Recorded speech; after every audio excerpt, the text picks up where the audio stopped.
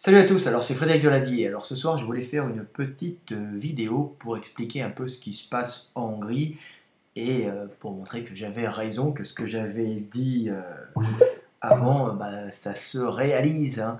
Donc j'avais expliqué que les Hongrois allaient faire un grand mur qui n'allait pas uniquement aller de la Serbie à la Roumanie, mais qui allait continuer sur toute la Roumanie pour bloquer l'avancée inexorable du peuple syrien et des migrants qui remontent, hein, comme dit Orban, hein, ce n'est plus des migrants, c'est une invasion, c'est tout un peuple qui remonte, parce qu'on a des centaines de milliers de personnes, et à l'échelle de la Syrie, hein, ce sont des milliers, c'est une migration, c'est quasiment une partie du peuple qui s'en va.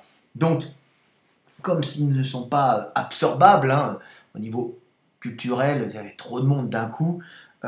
Donc la Hongrie, elle, qui voit passer ces hordes de gens qui fuient des problèmes économiques graves, la Hongrie, elle, ne peut pas les accepter, donc elle est en train de faire son mur, un mur qui est en train d'être dressé avec des poteaux tous les 4 mètres, hein, des grandes des barrières métalliques, hein, avec un grillage, et puis des barbelés, et puis qui s'enfoncent dans le sol pour qu'on ne puisse pas creuser, et puis devant il y aura des barbelés aussi enroulés, ce qui empêchera les gens de passer. Alors évidemment, il faut savoir que ce mur a été fait parce qu'il y a un ras-le-bol des Hongrois qui en ont marre des migrants, hein. Alors ils n'en ont pas marre des migrants parce qu'ils sont méchants ou qu'ils sont racistes, mais il faut quand même voir la situation actuelle en Hongrie.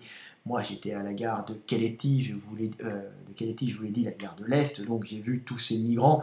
C'était une situation terrifiante à voir, hein. C'est-à-dire qu'il y avait 35% de familles et le reste des hommes, alors essentiellement des hommes, on va dire 30% d'hommes, 40% d'hommes de Syrie, même 50% d'hommes de Syrie, et puis d'autres qui venaient d'Afghanistan, du Pakistan, quelques Africains, mais on voit que c'est une grande majorité des Syriens, hein, qui arrivent là-bas.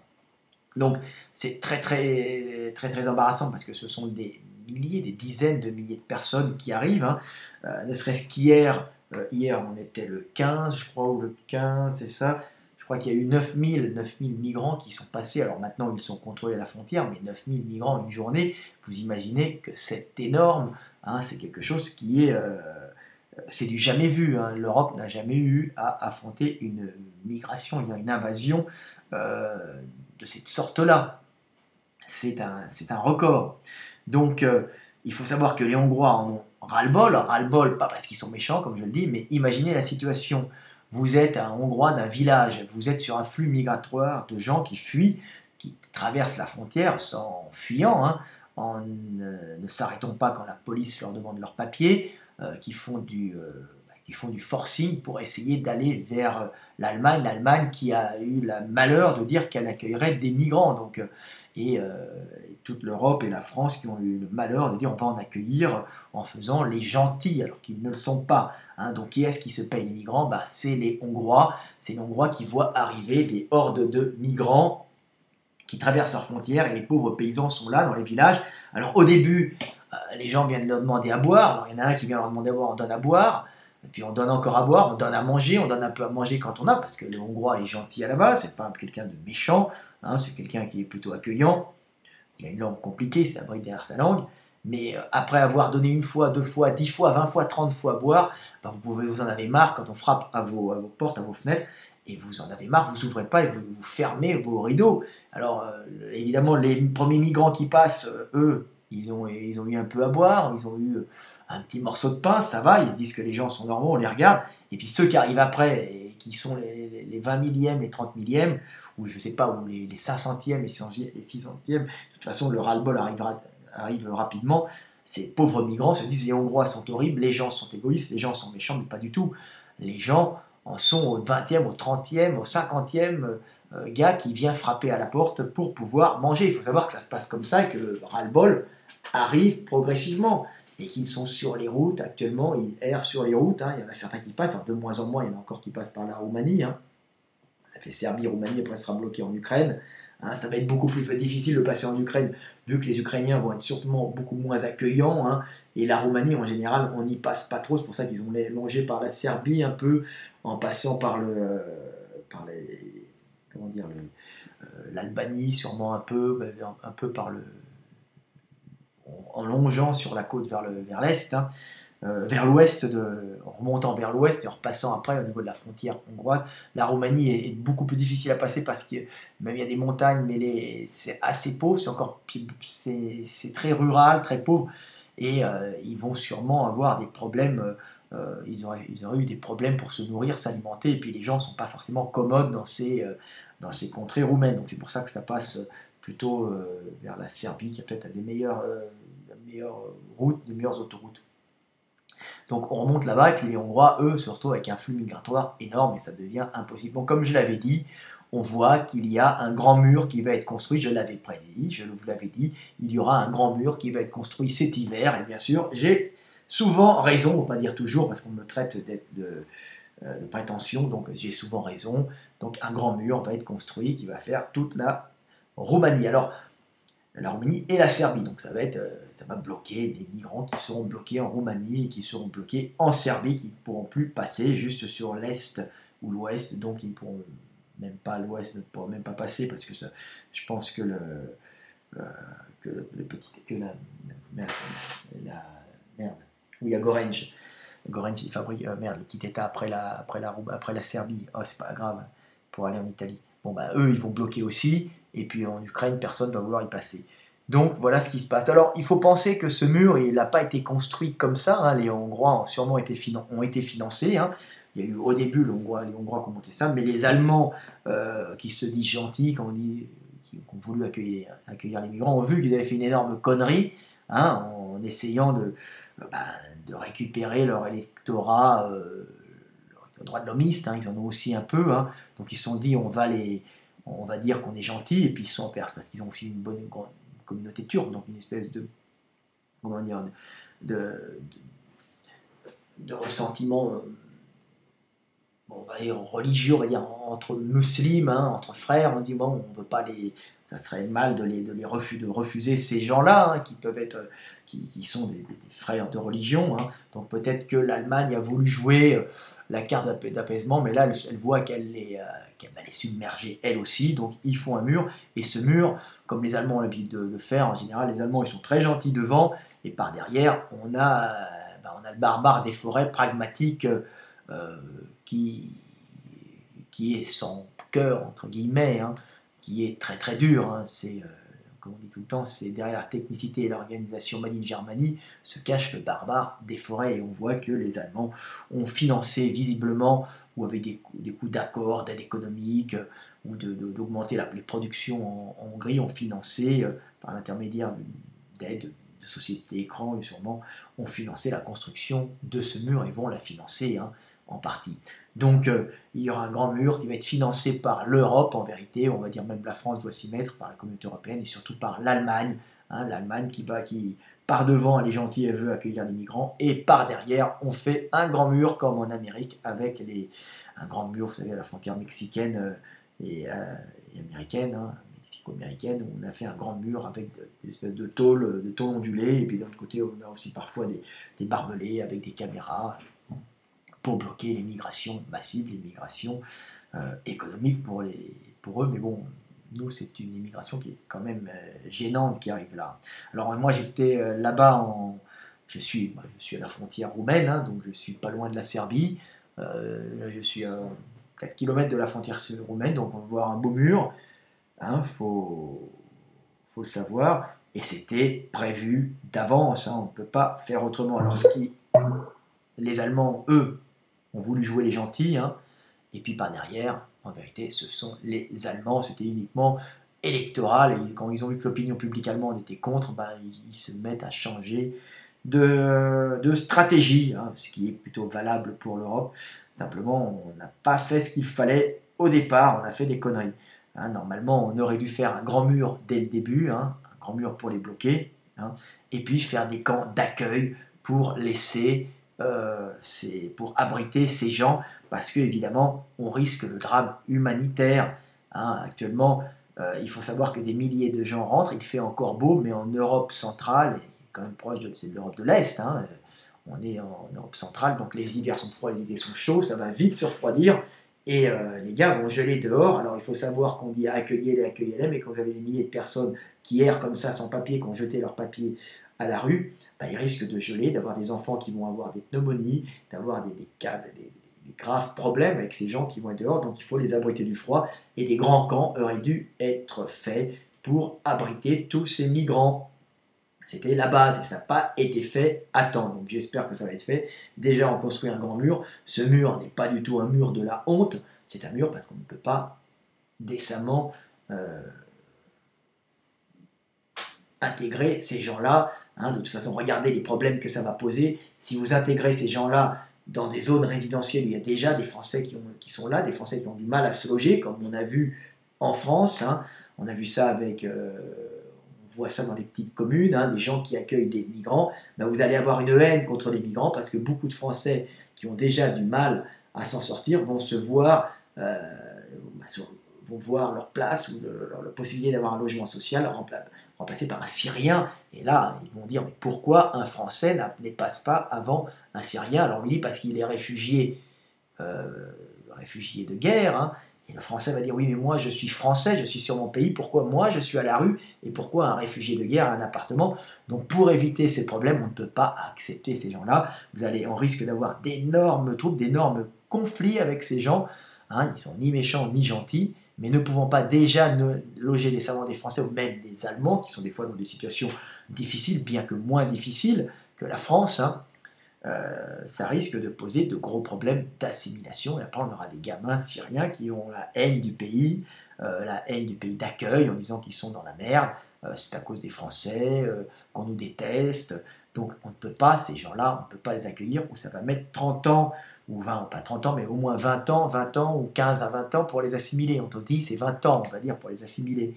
Donc, c'est fait exprès par l'Amérique pour nous clouer, si vous voulez, hein, pour lancer ces gens là-haut à l'attaque de l'Europe. C'est pas une attaque méchante, des gens qui fuient, mais c'est pour nous couler économiquement. On devrait surtout les mettre dans des camps bien faits, qui n'ont pas été faits, pour les mettre à l'abri du froid et les mettre à l'abri de la guerre, les nourrir, les loger avec des petites baraques de qualité. On peut mettre des conteneurs, comme j'ai toujours, hein, aménagés en maison pour les mamans et les papas, pour les familles. Hein. On peut mettre des centres éducatifs à l'intérieur, des écoles, des petites mosquées, des petites églises, on s'en fout.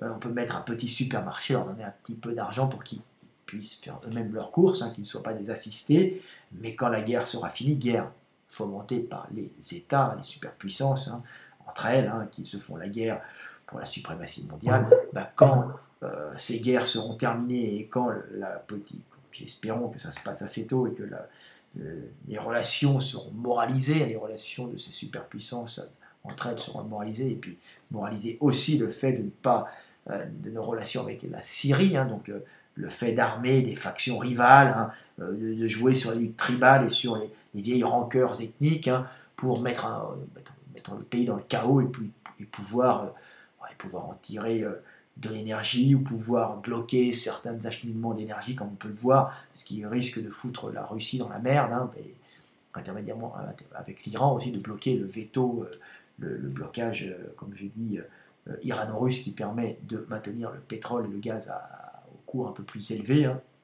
Donc bien qu'ils en aient pris un coup dans la gueule récemment. Donc là, on voit bien que ce sont des tentatives de déstabilisation de la Syrie, faites en fin de compte pour casser la Russie, hein, et maintenir, et que les États-Unis, et surtout les États-Unis, maintiennent leur première place économique quelque temps, et leur première place économique dans leur relation avec la Chine aussi. Ils ont très peur de perdre la Chine. Donc voilà, et nous on se paye ça. Alors comme je l'avais dit, les Allemands, eux, ont décidé et l'Europe avec elle, de faire un mur, et ce mur passera en Hongrie, et je peux vous dire qu'il y en aura d'autres, hein, que la Roumanie va pas en rester là, elle a moins d'argent, mais visiblement elle essaiera sûrement de faire un mur, mais pour le moment le premier mur, hein, va passer, alors que la Slovénie va passer en Roumanie, Serbie, Slovénie. On aura un blocage de toute l'Europe du Sud, hein, et comme ça, hein, les Français, les Allemands diront nous on est gentils, nous on ne veut de mal à personne, nous on est prêts à les accueillir, mais il y a un mur qui les bloque, et ce mur en réalité c'est eux qui le feront faire. Alors ça c'est une technique allemande, hein. L'allemand est très très bien pour faire ça, pour faire croire qu'il est gentil par devant, et par derrière c'est un vilain garçon. Non mais c'est pas un vilain garçon, c'est un Allemand qui ne joue que pour les Allemands et qui ne joue que pour les Germains. Donc quand il voit que ça commence à être mauvais pour les Germains, ben, il est prêt à tout, hein, n'oubliez pas, c'est les Allemands, voilà. Donc voilà, c'était 15 minutes pour expliquer ce qui se passe. Alors tiens, la dernière fois j'étais sur l'autoroute, et ben maintenant les Hongrois ils rigolent plus du tout. Quand on voit des hordes des pauvres gars qui arrivent, hein, des immigrants, bah top, les autoroutes, il y a des voitures de flics qui arrivent, ils sont arrêtés, embarqués et dans les camps. Donc voilà comment ça se passe actuellement. Et en fin de compte, c'est peut-être mieux que de les avoir errés partout, et c'est peut-être mieux que de les accueillir. Hein, et après, on va avoir des troubles communautaires, parce que les gens n'ont pas apprécié d'avoir spolié, si vous voulez, par leur logement spolié par des migrants. Et ce ne sera pas de la faute des migrants, de la faute des gouvernements qui mettront ces gens à la place à la place des locaux, des gens du pays. Donc ce sera des réactions absolument normales, mais ces réactions, ce sont des réactions de rejet envers les migrants, envers ces pauvres gens, hein, qui sont innocents, hein, aussi. Mais il faut faire plutôt de grands camps, et c'est ce qu'on va faire visiblement, hein, des grands camps d'accueil, et après les renvoyer dans leur pays, et pas les accueillir comme ça. Alors les gens qui disent qu'il faut en accueillir plein, ils accueillent chez eux, comme je dis toujours. Hein, mais voilà exactement ce qui se passe, hein, ici, et voilà. Je l'avais prédit, et vous aurez un grand mur et des camps de réfugiés, mais pour le moment les camps ne sont pas encore faits, et c'est une honte, c'est une honte. On aurait dû les faire depuis longtemps pour abriter ces pauvres gens et pas leur donner l'espoir d'aller en Angleterre et d'aller en Allemagne. Alors n'oubliez pas que l'espoir de l'Angleterre est fait aussi, hein, c'est un pôle d'attraction, c'est un aimant d'attraction. Hein, on leur dit qu'on va en Angleterre, on met des conditions d'accueil exceptionnelles pour les gens, les clandestins, pour les étrangers qui passent en Angleterre. Ça veut dire qu'ils ont d'abord un peu d'argent, ils peuvent avoir des priorités au logement, mais en vérité, comme ça passe uniquement par Shuttle, les mecs essayent de passer par des camions, payent des passeurs, ils restent au camp de Calais, mais en vérité, c'est l'aimant pour attirer tous ces gens d'Afrique, pour attirer tous ces gens de partout. On leur dit, allez là-bas, c'est le paradis, regardez en Angleterre, vous pouvez faire ci, ça ou ça, et l'Angleterre maintient, avec l'accord des États-Unis, cet aimant, en leur disant, venez, en maintenant des conditions d'accueil favorables. En vérité, ils n'ont pas beaucoup de rentrées, hein.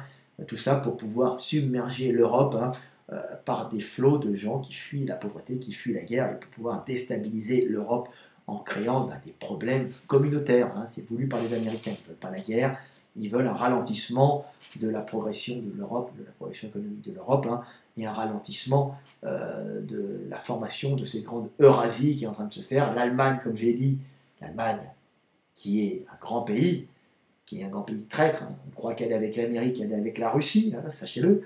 L'Allemagne, on croit qu'elle est avec l'Amérique, elle est avec la Russie, parce qu'elle doit son gaz à la Russie.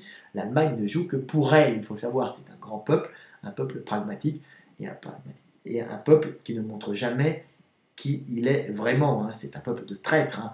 On croit qu'ils nous aiment, mais ils ne nous aiment pas. On croit qu'ils sont avec les Américains, ils ne sont pas avec les Américains. Ils font un grand sourire aux Américains parce qu'ils leur vendent des Mercedes et ils leur vendent encore pas mal d'outils, pas mal de BMW, Volkswagen, mais pas que ça. Ils leur vendent aussi des imprimantes, des rotatives, des machines à outils, des grosses bécanes de chantier. Ils sont de gros producteurs, hein, de technologie industrielle. Hein, donc ils en vendent aussi aux États-Unis, mais ils en vendent aussi beaucoup à la Russie et beaucoup à la Chine et beaucoup à d'autres pays du monde. Donc ils ont de moins en moins besoin de l'Amérique parce qu'ils dépendent plus de la Russie énergétiquement que de l'Amérique où ils ne sont que dans les importations, dans les exportations. Donc ils restent encore gentils pour ne pas perdre leur marché américain, mais en vérité ils sont du côté russe et l'Amérique le sait très bien et elle a intérêt à couler l'Europe pour ne pas voir la ralentir pour ne pas voir ces grandes Eurasies qui arrivent, la Russie étant elle avec un peu la Chine qui elle-même est en train de faire fructifier les terres russes de l'Est, hein, que la Russie lui vend, hein, donc lui loue plutôt, non, en échange. Et il y a un grand commerce entre la Chine et la Russie, et un grand commerce entre l'Allemagne et la Russie. C'est un grand bloc qu'on est en train de voir émerger, et d'où les Américains qui essayent de déstabiliser toute cette région syrienne pour couler un peu cette région moyen-orientale, pour couler un peu la Russie dans sa domination pétrolière et gazière, alors qu'elle l'a déjà fait avec son gaz de schiste pas cher, hein, avec l'effondrement du prix du pétrole, tout ça, c'est ce que fait l'Amérique pour essayer de ralentir la Russie, alors, et éviter justement cette formation en cassant la puissance financière de la Russie qui est basée sur les hydrocarbures et les énergies fossiles. Hein, bien sûr, parce que c'est pas son économie de marché qui est puissante. Son économie de marché, elle est en train de se la faire fabriquer, et c'est en train de se la faire implanter, et en train de se la faire fabriquer et de se la faire gérer par l'Allemagne chez elle. C'est ça que l'Amérique a peur, il faut le savoir. Hein, et c'est pour ça que l'Allemagne a encore besoin d'être un peu avec l'Amérique pour ses exportations américaines, bien qu'elles soient complètement tournées vers la Russie en échange, comme dans un couple où on échange son pétrole, sa technologie, hein, industrielle, hein, pas de l'armée, mais industrielle, on va dire, pour son économie de marché industrielle, si vous voulez, son économie privée. Hein. La Russie est très bonne dans la fabrication d'armements et dans la gestion de pays, hein, l'asiatique, mais l'Allemagne est très bonne dans toutes les productions industrielles. Voilà, donc il y a un échange. Donc l'Allemagne est avec la Russie, donc c'est pour ça, n'oubliez pas, les Allemands, hein, ils n'en ont rien à foutre et ils font les gentils par devant et par derrière, ce sont des traîtres. Ils ont toujours été comme ça. Souvenez-vous de Teutoburg, où les Allemands ont fait croire qu'ils étaient c'était très longtemps avec les Romains, hein, on pourrait dire même avec les Américains, tiens, comme les Romains, l'Empire romain, l'Empire américain. Et maintenant, vous voyez, et Teutoburg, les légions romaines ont été massacrées par les auxiliaires germains qui les ont massacrés en douce comme ils s'y attendaient pas. Pareil, regardez les Allemands avec l'opération Barbarossa, hein, ils ont dit qu'ils étaient avec l'URSS à l'époque, et puis un traité de non-agression, et puis le traité de non-agression signé, hop, on envahit, on attaque, hein, on prévoit à l'avance une attaque, hein. L'Allemand fait des plans à distance, il ne gagne pas forcément, mais l'Allemand est spécialiste de la traîtrise, et c'est quelqu'un qui fait sous-traiter en général aussi ses mauvaises actions. Alors là, elle est en train de faire la gentille par devant, avec les migrants et par derrière, et là on ne veut pas, et elle met les Hongrois devant, et hop, hein, l'Allemand de face, l'Allemand ne joue que pour le Germain, hein, n'oubliez pas, il n'est jamais l'ami de personne. Hein, donc j'aime beaucoup les Allemands, c'est une grande puissance qui est en train de naître avec l'Eurasie, hein, la Russie, jamais, je pense qu'elle ne trahira pas la Russie, mais pour le moment, elle est en train de quitter l'Amérique, et l'Amérique le sent, et l'Amérique a peur, d'où ces problèmes qu'on a actuellement, et la France joue le jeu des Américains alors qu'elle n'a rien à faire avec les Américains. Elle devrait se tourner aussi vers la Russie, hein, parce que la Russie peut lui fournir des hydrocarbures, du gaz, peut faire tout ce qu'il veut. Et il y aura moins de problèmes, mais pour le moment, l'Amérique la laisse diffuser à la France le gaz Total, hein, par Total, le gaz koweïtien, le gaz du Moyen-Orient, le gaz africain, le gaz pétrole de toutes ces régions-là. Hein, on a le droit de diffuser, on est sous domination américaine, donc c'est pour ça qu'on fait ça, mais on n'en a pas vraiment besoin parce que les bénéfices ne sont pas vraiment ramenés en France, hein, en général là-dessus. Hein. C'est juste que Total, après, finance quelques constructions en France et paye les partis politiques pour que ces partis politiques réélus puissent aider Total à continuer à faire des bénéfices et ne pas payer ses impôts en France. Donc ça se passe comme ça chez nous. Donc la France est vraiment une situation un peu merdeuse, elle est pro-américaine. Alors, on me dira, je ne parle pas des Israéliens, bon, parce que les Israéliens font le jeu des Américains, hein, uniquement, hein, parce qu'ils doivent aux Américains leur protection, et puis et surtout de l'argent qui est envoyé par milliards. Voilà, c'est tout. C'est juste ça, en faisant pression sur les Américains par l'angoisse qu'ils génèrent chez leur diaspora, en titillant les Palestiniens, ce qui permet de monter les autres musulmans contre eux, ce qui permet justement de ramener des fonds, hein, en montrant que les musulmans sont méchants et risquent de nous d'agresser les juifs. Mais si vous voulez, tout ça est un jeu de superpuissance, et là on est en train de nous, les Européens, payer le prix fort, mais heureusement, l'Allemagne, dans son pragmatisme terrible, il fait bloquer toutes les frontières de l'Est, hein, et avant, elle a dit qu'elle accueillait, et elle a vu qu'elle avait fait une erreur. Donc on voit toutes les frontières de l'Est bloquées. Hein, et on fait faire le sale travail aux Hongrois qui ont bien raison de bloquer aussi. Hein. Maintenant, il faut des camps, ce qui n'a pas été fait, et le grand problème, c'est qu'il n'y a aucun camp pour accueillir tous les migrants qui ont été faits, et il faudrait absolument des camps de bonne qualité pour les migrants. C'est tout. Voilà ce que j'avais à dire. Alors c'est un peu brouillon, ça part dans tous les sens. Il faut dire que la situation est plutôt confuse. hein, pour les gens, pour tout le monde. Pour moi, elle est plutôt claire, mais même si je l'exprime d'une façon un peu confuse, parce qu'actuellement, on a plein de puissances qui s'affrontent dans cette région, et si ça pète à cet endroit, c'est parce que c'est le nœud, hein, c'est le nœud de l'économie mondiale qui est à cet endroit. Hein. C'est l'axe de rotation hein, entre l'Est, l'Ouest, entre le Moyen-Orient et son pétrole, la Russie et l'Iran et le Kazakhstan et son gaz, l'Europe et sa technologie, hein, et l'Amérique qui fait pression dans le coin. Donc on voit que c'est un grand merdier, un grand foutoir, et tout le monde essaye de se tirer de cette histoire en essayant de planter plus ou moins les autres. Et ben là, on voit que les Américains ont du mal à lutter contre l'émergence de la Grande Eurasie. Voilà, Stéphane Delavier. Voilà, voilà, un dernier petit truc que je voulais dire. Ah oui, la technique utilisée en faisant faire les saloperies aux autres, j'en parlerai une autre fois, hein, c'était la technique utilisée dans les camps de concentration, en faisant faire les sales boulots aux Ukrainiens, euh, contre les prisonniers, contre les juifs particulièrement, contre tous les prisonniers, donc on mettait les Ukrainiens, on leur faisait faire tous les sales boulots. Ben là, c'est pas un sale boulot, mais les Hongrois, on leur fait bloquer la frontière. D'ailleurs, eux sont les premiers à avoir la bloquer parce qu'ils ne peuvent plus, dans ce petit pays, accueillir ce flot, ils sont en première ligne, hein, ce flot de migrants. Voilà.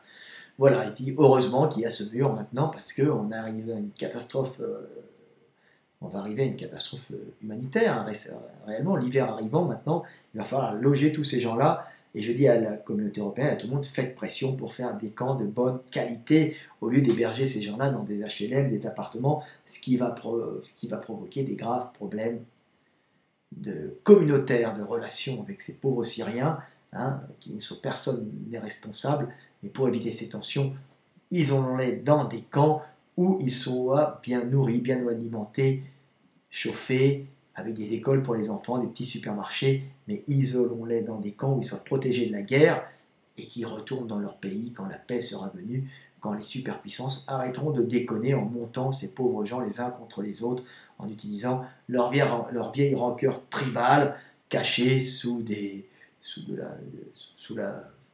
alliances religieuses qui sont fausses.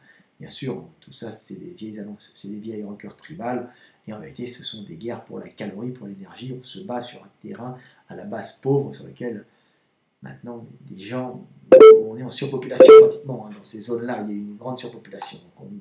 Donc c'est lié aussi à la surpopulation du Moyen-Orient. Voilà, hein, surpopulation, famine, problème de conflit entre communautés parce qu'il n'y a pas assez d'énergie, puis on commence à se faire la guerre. Voilà, c'est toujours comme ça. Quand il y a de la place, on ne se fait pas la guerre. Salut, c'était Fred Delavier, à bientôt.